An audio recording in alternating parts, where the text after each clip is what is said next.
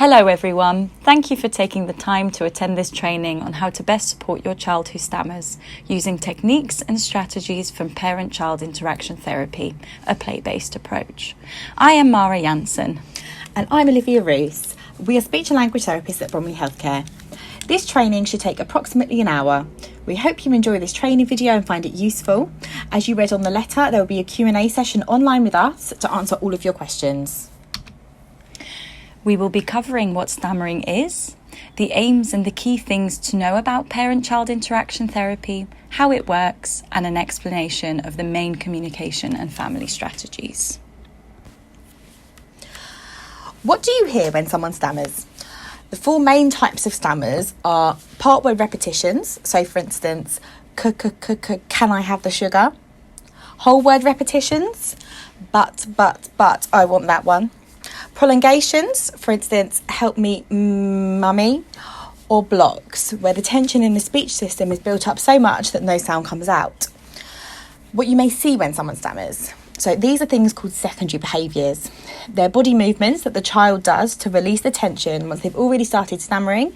For example, blinking, moving their head or body, stamping their feet, hiding their stammer by turning away their head or putting their hand in front of their mouth.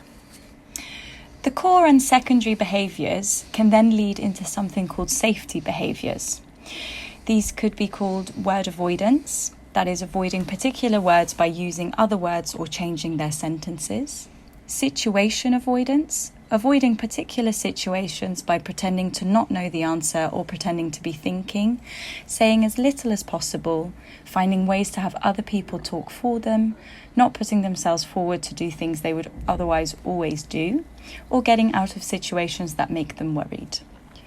Delaying tactics to try and not stammer, so they pause before a difficult word or repeat a word or sentence over and over before trying the word they expect to stammer on.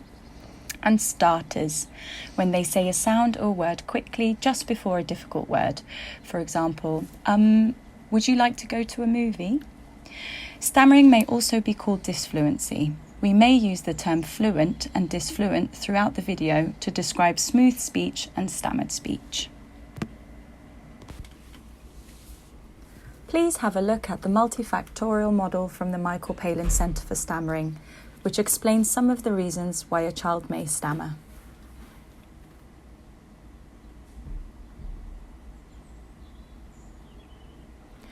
Stammering happens when multiple factors occur at the same time. Physical and speech and language factors trigger off the stammer, whereas emotional and environmental factors keep it going. It is important to understand that we do not know what causes stammering exactly, but these are the areas that have been mostly linked with stammering in research. Here is a video from the Michael Palin Centre on what a stammer is from a child's point of view.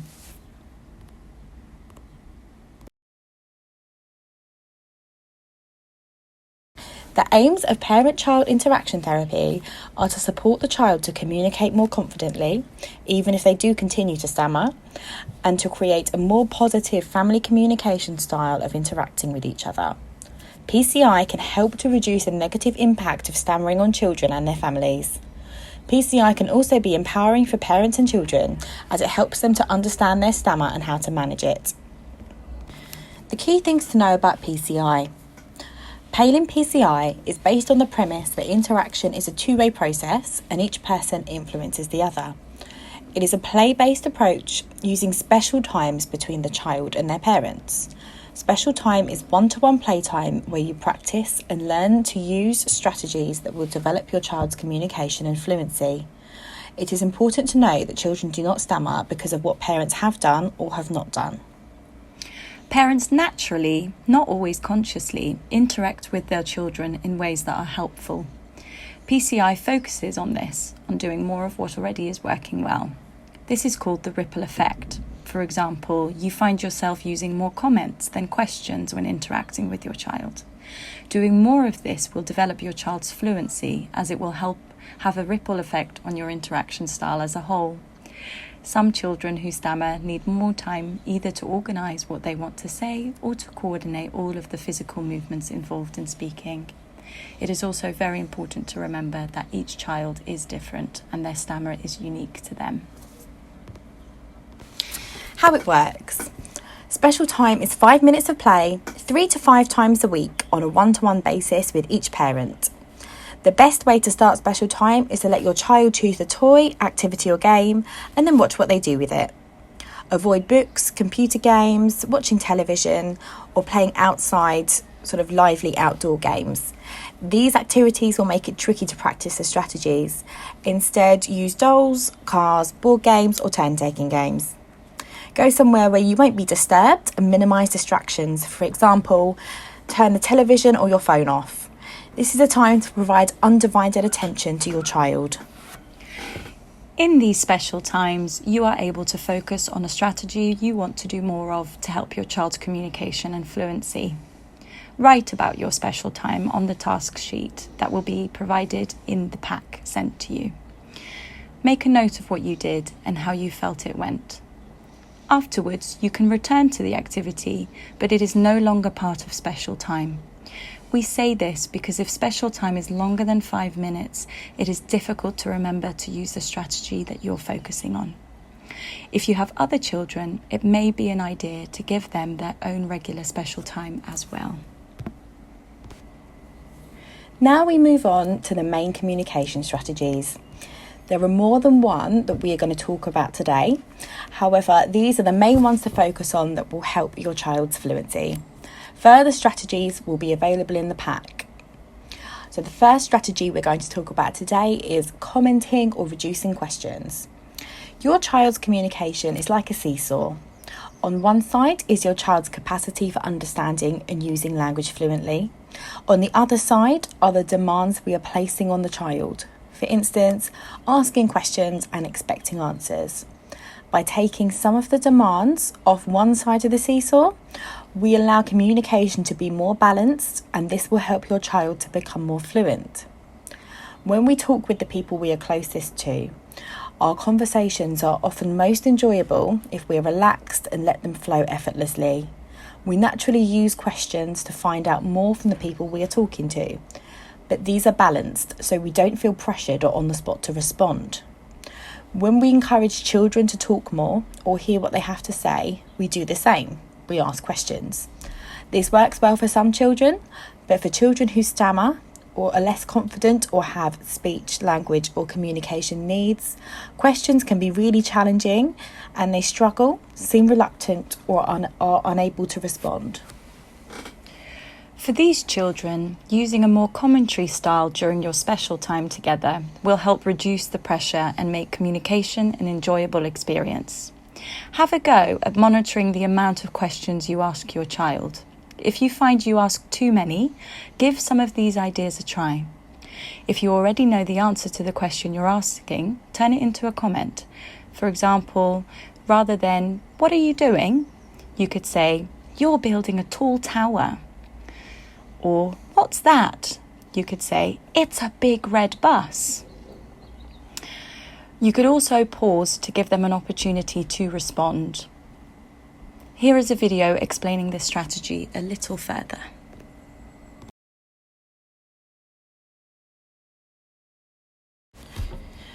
Our next strategy is pausing and following your child's lead. Sometimes we might call this owling. The first and most important step in getting to know what motivates your child is to observe, wait and listen, or owl, in order to find out what they are interested in and follow their lead in play. So first of all, observe. Pay attention to what your child is looking at and your child's body language. For instance, their actions, gestures and facial expressions, in order to find out what is in your child's mind. Next, wait. Waiting gives your child the time to start an interaction or respond to what you've said or done. Sometimes this can feel unnatural and difficult to do, but it is important to allow your child plenty of time to think about what they are going to say and express their thoughts and feelings. One way to do this is to count to 10 in your head, and your child may say or do something that will surprise you. Show your child that you are waiting for them to respond by either stopping talking, leaning forward or looking at your child. The final step is listen. This will help you understand what is on your child's mind by providing undivided attention to what they say, not how they say it. If you are having trouble understanding, look at the clues they are giving you. For example, pointing, looking, their facial expressions. Alternatively, you could try imitating your child's sounds or actions and then wait and see if the message gets clearer. Listening attentively gives your child the security and encouragement to make the effort to communicate with you without feeling rushed. Here is a video explaining this strategy a little further.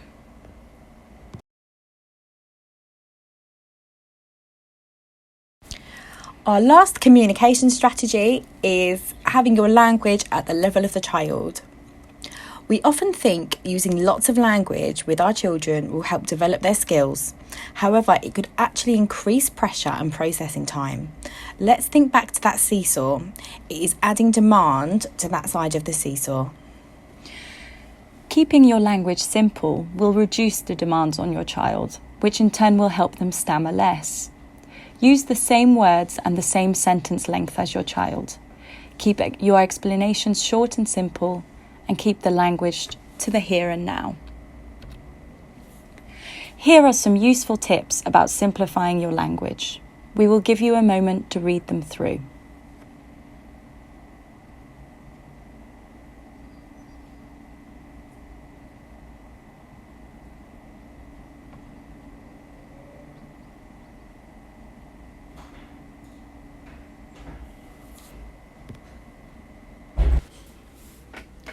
You will find this reflective tool in your pack, which shows you other strategies that you can use during special time. This is a really useful tool to use when you want to find out what strategy to focus on. Set up a camera to video you and your child playing. Watch the video back with this reflective tool and see what you did well and what you can do more of. This will then highlight what strategy to focus on first. Now we move on to family strategies.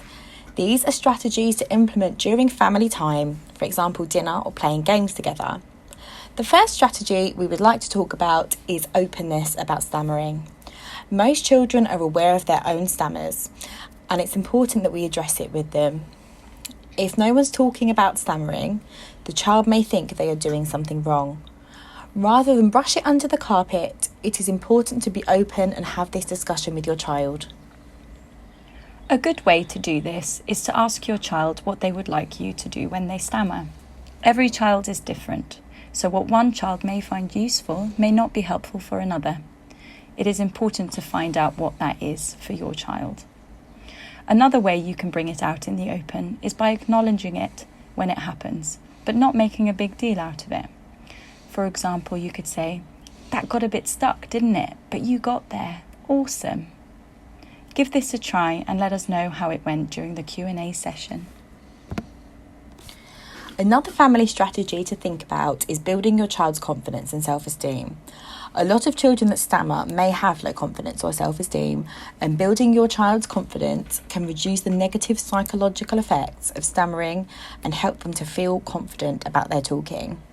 You can do this by 1. Using specific labelled praise.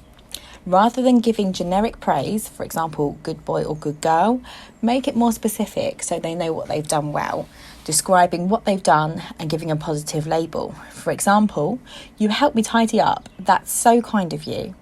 Try and avoid mixing praise with criticism. For example, "Your handwriting was great, but you really need to work on your spelling." Number 2, give your child the chance to make their own choices. This can help to increase their independence and give them the confidence to stand up for themselves. Number 3, if your child stammers, they are likely to have negative thoughts or self-talk associated with their stammer.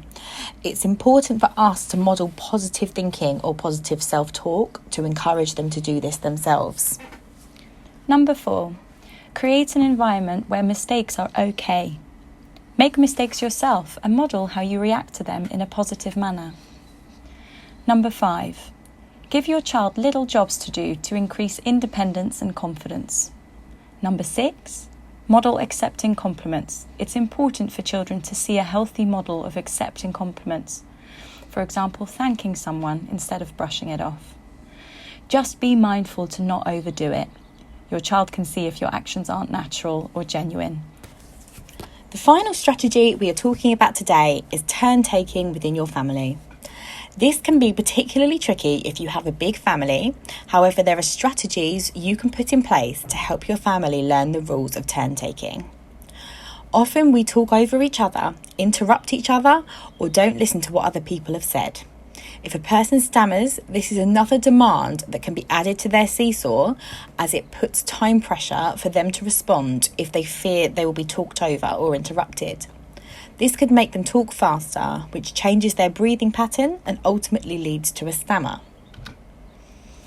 How you can implement this in your family.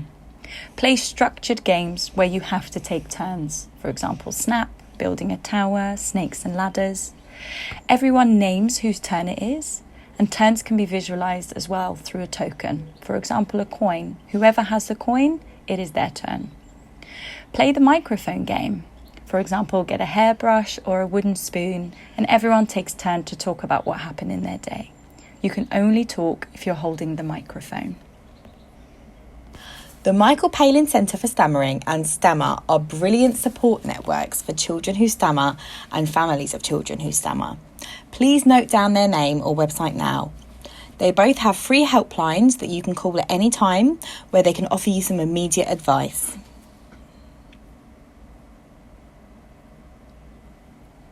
Following this video, you can now attend one question and answer session over Zoom to answer any questions regarding the training video. Please refer back to the invitation letter for the dates and times. To book onto one of these sessions, please email the address at the top of the letter with your child's name, date of the session you wish to attend, and any questions relating to the training video you would like answered in the session. You will then be contacted with the Zoom details before the session. Thank you so much for taking the time to attend this training video. We hope it was useful and you feel confident to implement strategies to support your child's stammer.